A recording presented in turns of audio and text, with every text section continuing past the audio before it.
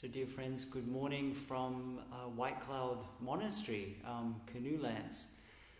This morning I thought, you know what, just in case the internet's not working properly, I'll upload my Dharma talk. I'll record my Dharma talk early for everybody, just in case we have a few problems this evening. As I'm sitting here this morning, I'm remembering a joke that was told a number of years ago. There was a practitioner who came to a teacher and said, I'm tired of hearing the word practice, practice, practice all the time. I want to know when the performance is. You know what, dear friends, this is the performance. This is it. This is the time that we've been waiting for. And if this is it, if this is the moment when the rubber meets the road, then I think it's important that each of us asks ourselves, what do I need to practice right in this moment? Concretely, what do I need to apply so that each and every moment I'm generating the kinds of beneficial qualities that I want to see in myself, even in the midst, perhaps especially in the midst of this difficult situation, not despite the situation, but because we're right in the middle of it. And Buddhist practice is all about being right in the middle of difficult situations and transforming our heart so that we can generate wisdom and compassion right in the middle of the storm. There's an old Zen koan that says, if you meet the Buddha on the road, kill him right away. And we've been shocked often when we hear this phrase, but I think more than anything, this koan is something that's alive for me at this moment in at this moment in time. The real teacher, the most transformative and amazing teacher that we'll ever meet in our life is the unexpected teacher. The teacher that comes to us in an unexpected form, that shocks us to our core, that strips away all of our preconceived notions and pushes us towards greater growth. Do we want a teacher that fits our preconceived ideas and confirms everything that we already believe or that we already know? Or do we want a teacher, or do we need a teacher that challenges us in some way and helps us to grow, to open our heart and to develop more understanding, more wisdom, and more compassion? I would say that the only teacher that's worthy of us, and the real deep meaning of the koan, is that a real teacher is someone who challenges us. A real teacher is someone who pushes all of our buttons. A real teacher is one who calls us forth from the places that we've been hiding, from the places that we called safe, whether they're places in the heart or they're places in the physical world around us.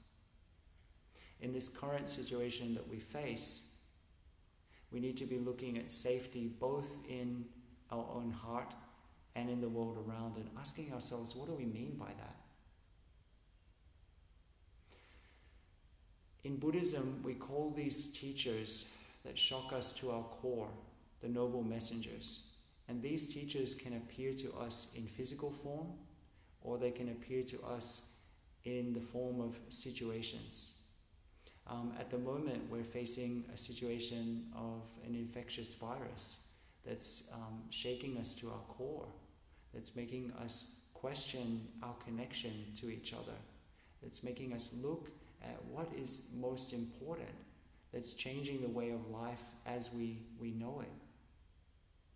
And like with any noble messenger, this could either cause us to collapse in on ourselves in protectiveness, or it could be a call for us to open our heart.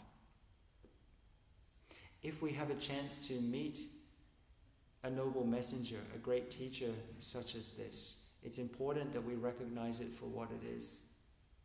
Sometimes we're a little overconfident that we think we'd recognize our teacher if our teacher was in front of us. We'd recognize wisdom when it's in front of us.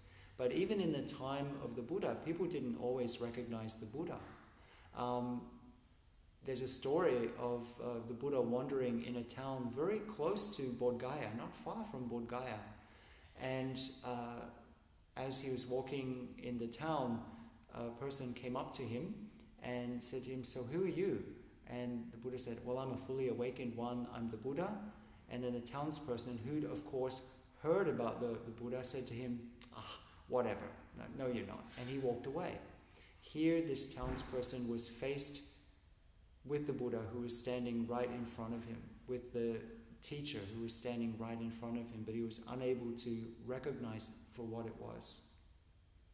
Do we recognize this situation as perhaps one of the greatest teachers that we'll meet in our life? The teacher that pulls away all of the things that we thought gave us safety, all of these illusory things, the outside things that we thought gave us safety, and makes us question everything. Do we recognize this moment for what it is? If you come to visit a traditional Buddhist temple, when you enter the temple gates, you'll see on one side of the temple gate a statue of a very kind and compassionate being, somebody who's smiling and welcoming you in. And this is one face of compassion. This is one face of a teacher. And then on the other side of the gate, you'll see a statue of a being who's incredibly fierce, who looks like they're about to cut off your head. It's quite scary to look at those statues. And in our way of thinking, that statue also, the statue of the fierce teacher that almost looks like a demon, is the other face of compassion. The compassion also has a fierce aspect that cuts through all of our illusions and brings us back to understand what's most essential at this moment in time. And I've been seeing this situation, the situation of the coronavirus, as a wrathful teacher, as the fierce side of compassion, as hard as it might seem. So I'm asking myself many times a day, what illusions do I need to cut through? What false senses of safety have I taken refuge in? What false ideas about my life have I taken refuge in? How have I defined myself up to now that when those things are taken away from me, I feel fearful? Many of us are asking how to transform our fear and anxiety, and this is perhaps one of the most important questions that we can ask right now. In the Deva Putta Samyutta, in the Samyutta Nikaya, we read the story of a person called Subrahma who comes to visit the Buddha. And Subrahma asks the Buddha a question that a lot of us have at this moment in time. That's the question, how do I transform my fear? And the Buddha says something really pithy and profound. He says, only waking up to the fact that things are as they are, only in wholeheartedly guarding your sense doors, only in letting go on every level, do I see freedom from fear. In this short and pithy verse, there's so much for us to touch, so much for us to understand. The first is, things are as they are, in the first line. Waking up to the fact that things are as they are. There's a saying in Buddhism, this is as it is. Things are as they are. Honestly, this is probably one of the most subtle and deep things for us to grasp in terms of the practice. We grasp it intellectually, but in terms of embodiment, of really viscerally understanding what it means when we say things are as they are, it's really difficult and very subtle. It means giving up control. It means understanding the ways in which we've kind of held on very tightly to our ideas of things, whether they're things outside or our ideas of who we are, what we need to be doing, and even what our life is. The reality is there's very little in this world that we can actually control. And that's one of the reasons that many of us are very fearful at this moment in time, because this viral situation has woken us up to the fact that actually we're not in control at all. it's just an illusion. In fact, we're vulnerable, and that's very scary. I'm reminded of when I was diagnosed with the illness that I have a chance to practice with, which is really a noble messenger for me. It shook me to my core. Things had to change for me. All of the ways that I defined myself up until then, my idea of how things should be, the ways in which I was meant to serve, the kinds of things I wanted to do with my life, every one of those things needed to be looked at and redefined. All of the outer ways of defining myself or my service or even my value had to be looked at. That was very difficult. And it continues to be something that I work with, but it was an incredible source of frustration for, I would say, about 6 months there. It was really a source not only of frustration, but of suffering. That's also the situation that we're in right now. All of those comfortable places are being taken away, and the only comfortable place that's possible for us really at this moment in time is finding a place of comfort in the heart. The second thing that brought about a lot of suffering for me at that moment in time was that I noticed that with all of the dire predictions of my medical team and those around me, I ended up getting caught in a what-if mindset.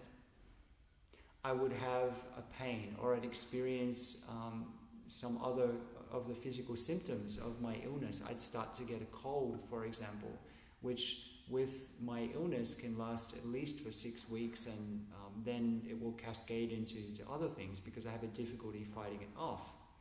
And so one little thing would happen, and then I would be caught in a mindset of, oh my God, does it mean this? Does it mean that? What if this happens, that happens, something else happens? And then I would be caught up in a whole line of thinking that watered a seed of anxiety and concern in me. So for me, the big shift happened in me when I understood that I needed to make the change in my own mindset from a what if, which is pure speculation, to a what is mentality. Returning my attention back, acknowledging what's happening physically, acknowledging what's happening emotionally, acknowledging what's happening around me in my environment, and not telling myself too many stories about what it might mean, because more than likely those stories are completely false. Those stories are mere speculation, and a lot of my suffering, a lot of my anxiety at that period in time was not due to what I was actually experiencing in my body at that moment in time, but it was the story I was telling myself about it.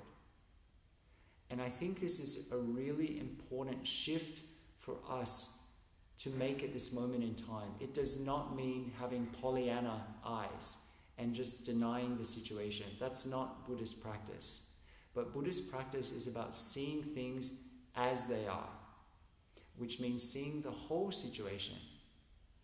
And the whole situation also includes understanding the stories that we tell ourselves, the interpretations that we have, which very often lead us into a whole spiral of anxiety thinking. The reality is that up until this moment in time, we all have 100% success rate of overcoming obstacles. Each of you sitting here listening to this talk have 100% success rate. Of course, overcoming obstacles can mean different things in different situations. The biggest obstacles are in our human heart, in the sense of defining that our existence needs to be only in a certain way. Now we're living differently, and now we're facing the fact, as I mentioned earlier, of our deep vulnerability. This is not something new. In fact, we've always been vulnerable. Our life has always been precarious. And often we understand these things intellectually, but actually embodying that fact of understanding that our life is precious. The life of every single living being is precious. It can end and is ending every single moment. That understanding is something that we haven't really embodied up until now. And this is one aspect of what this teacher is very strongly pushing us to understand. This teacher, this unexpected, wrathful teacher, is saying, wake up to the preciousness of your life.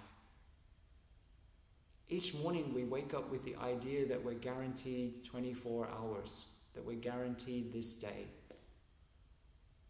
We're not guaranteed this day. We're not even guaranteed the completion of this breath. Death comes unexpectedly. It's going to come sooner or later. It could happen today. It could happen right within the next breath. One of these days it will happen. In the monastic world, we have a practice, we have many practices to do with death. A lot of people think that we're quite morbid, but I think we have a sense of humor. I think we're pretty lighthearted most of the time. And that's because we really face our death. We face our mortality. One of the practices that we have is that each time we leave our room, or each time we have a conversation with somebody, an interaction, we remind ourselves that this might be the last time that I'm in this room, even if it's our bedroom or something. And we leave everything as if we're not going to come back, or we try to anyway. Let's face it, we're human. But we're meant to leave everything as if it's the last time that we're going to be in that room. And the same way with our relationships as well, our interactions. We try our best to have every interaction in such a way that if this is the last time we have this interaction, that we are completely okay with where it is. What's needed to be done has been done. This is not being morbid. This is choosing to live our life fully and to look at our life with clear eyes, to not be deluded that we have enough time tomorrow or the next day or the week after next to be able to get done all the things we need to get done, to say the things that we need to say. To understand also that even with all of this going on, look outside the window, enjoy the sunshine, enjoy the warmth on your skin, enjoy the smell of the fresh grass. In that day, living each day as if it's the last day will lead you to have this deep sense of appreciation and love for all of the good conditions that you have. In the next line of that verse, only in wholeheartedly guarding our sense doors, we also learn a very important practice for this moment in time. I've been teaching a lot on the 4 kinds of nutriment. Every single mind state and physical state that we experience has come about because we've nurtured it in some way, whether environmentally or through the foods that we eat, or in terms of mental states, also through kinds of input through sense doors. In Buddhism, we understand that we have 6 sense doors. We have our eyes, our ears, our nose, our tongue, our body, the sense of touch, and our mind, our thinking. So one of the most important aspects in deepening our Buddhist practice is understanding the relationship between what we consume, not only with our mouth, but through all of our sense doors, the sounds we hear, the smells we're in contact with, the taste, the things we read or think about, how they're all interconnected, and they have an effect in our consciousness and also in our body. And if we understand what we want to manifest in our life, not only in general, but right here and right now, then it becomes relatively easy to make choices, to be able to come into contact as much as possible with sensory objects that water those kind of qualities. If we notice that we're feeling incredibly anxious at this moment in time, and we don't have the capacity to be able to embrace it fully at this moment, then it's important to be able to focus on selectively watering the seeds of ease, of relaxation, of peace, of understanding that for you, these certain things, it might be the smell of a rose, it might be doing walking meditation, it might be doing some painting, it could be any of those things, nurtures a sense of ease in you. And if that's a quality that you feel that would be beneficial for you, then you make choices to engage in those kind of activities a little more than you would normally. This is where in Buddhism, when we talk about mindfulness trainings or ethics, which seems like a very heavy word, this is where I think it's really important for us at this moment in time. In Buddhism, ethics, or to use the technical term sila, has two aspects. The first is refraining. So, especially when we're thinking about watering qualities that we want to see within ourselves at this moment in time, and not nurturing others, then it's important to understand that the relationship between what we come into contact with and what manifests in our body and mind, it's important to understand that relationship on a deep and concrete level. And if we do that, then, and we understand that coming into contact with certain inputs, it might be certain news stories, certain conversations, certain streams of thought, and so on. We understand that it's necessary to refrain. This is the first aspect of ethics, to refrain from being in contact with those sensory inputs until such a time as we're able to be in contact with them and not be affected in the usual way. So the first aspect is refraining. But refraining is only the first aspect. The second aspect is performing. So we refrain from unbeneficial thoughts and actions and words, and unbeneficial can be watering qualities that we find are unhelpful within ourselves or in others. And then the other aspect of ethics, of mindfulness trainings, is performing, being of benefit, actually reaching out of yourself and being in contact, doing concrete things to nurture the kinds of qualities that you want to see in yourself and in others. To not behave as a victim, but to make active choices, to nurture yourself and to support others. So in this verse from the Buddha, this little phrase of protecting or guarding the sense doors is a really key one. And I'd like it to invite everybody this week to reflect on your own situation and to consider both what you might need to refrain from or step away from a little bit in terms of sensory inputs that might be watering seeds of agitation and worry and fear in you, and also in your own life for yourself and for others, what you need to be in contact with, what you need to perform, what are the beneficial kinds of seeds and interactions and practices that will nurture those qualities in you.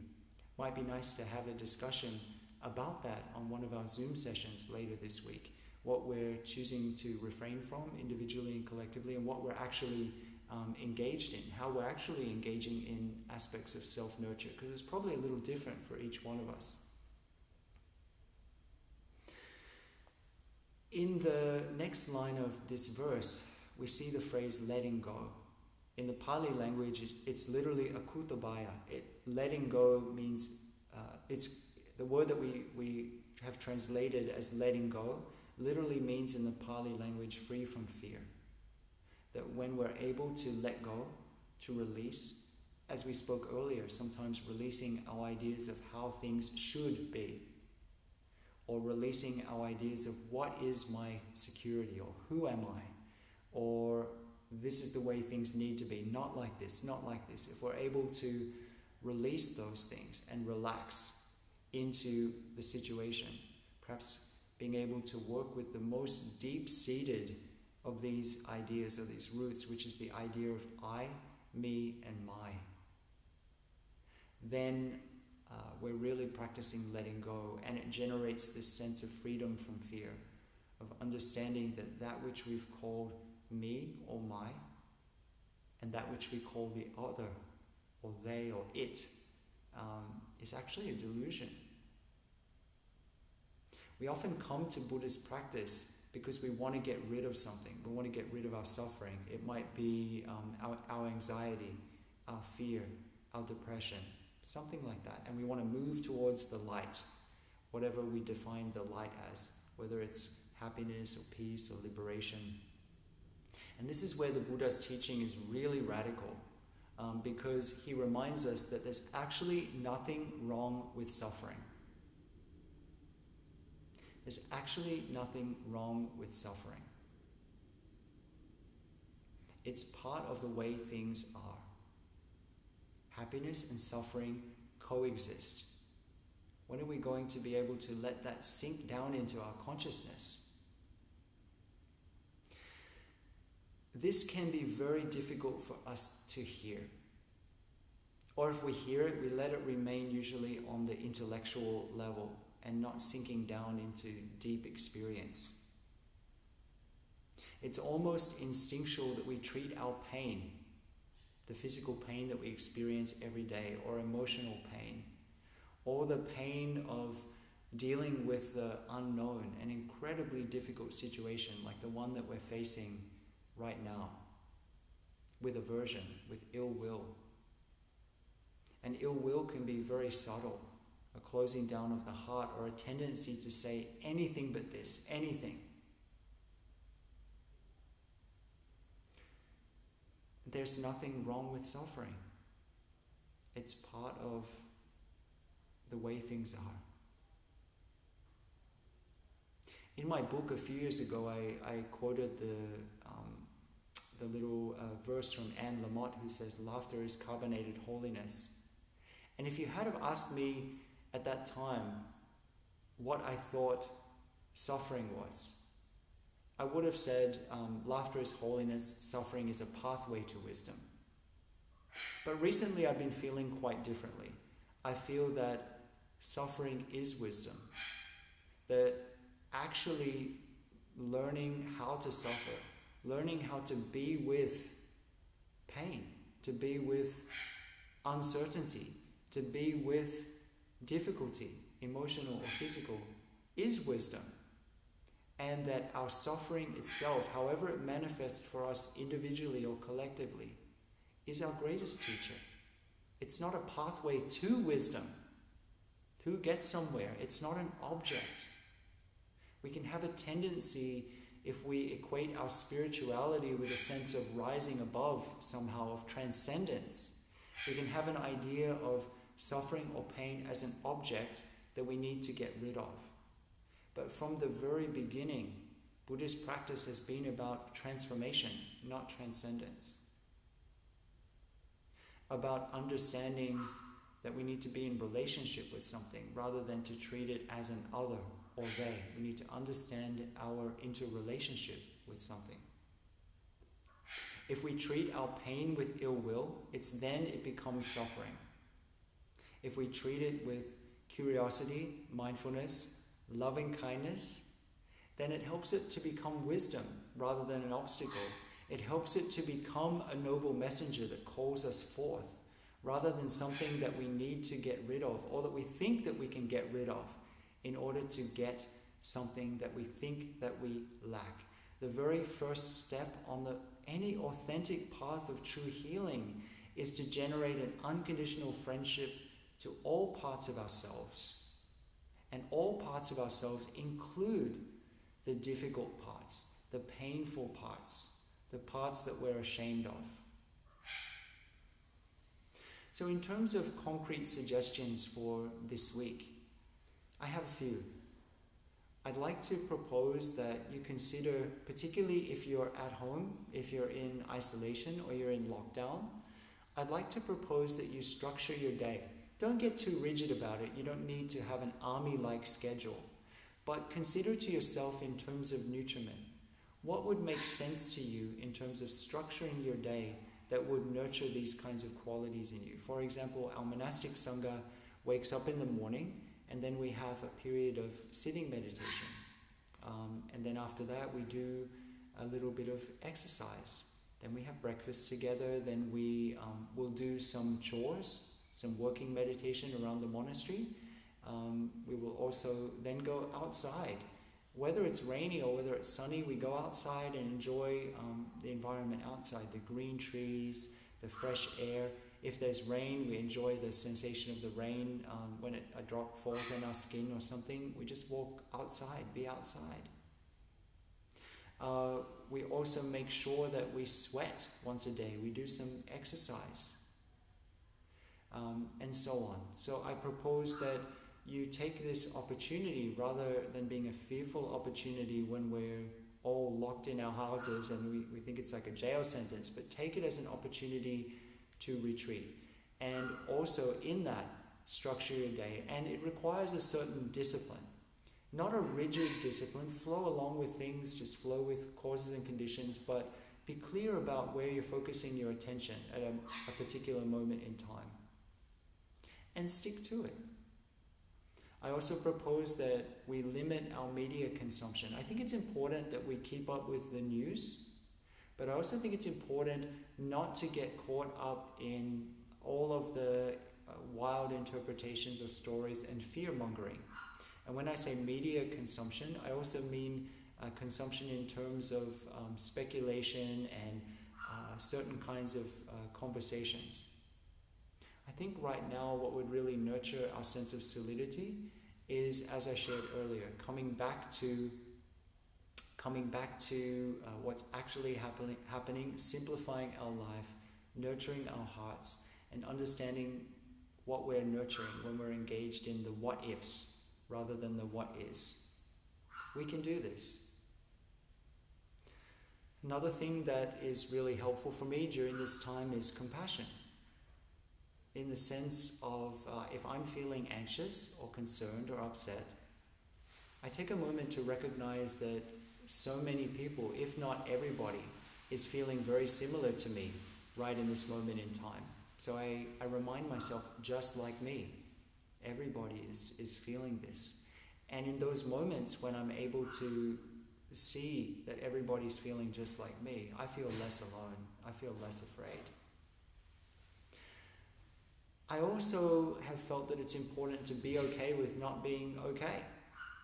Again, not to treat our pain or our suffering or our dis-ease with ill will, but to be okay with having a few bad moments or a bad day, to treat it with love and compassion and curiosity. It's okay. It's a difficult time. I think it's also important, really essential at this moment in time, to connect with community, to connect with our families, to connect with our friends, to connect with sanghas. And this is one of the reasons that I'm putting some effort into doing what I can to help us be connected at this moment in time, because I think it's essential. So these are my invitations for this week. To look on refraining, to look at performing, to look at the nutriments that we provide ourselves and we provide others, to structure our day, to look at our media consumption, to generate compassion for ourselves and for others, and to really honor the pain that is calling us forth. Very good luck, everybody.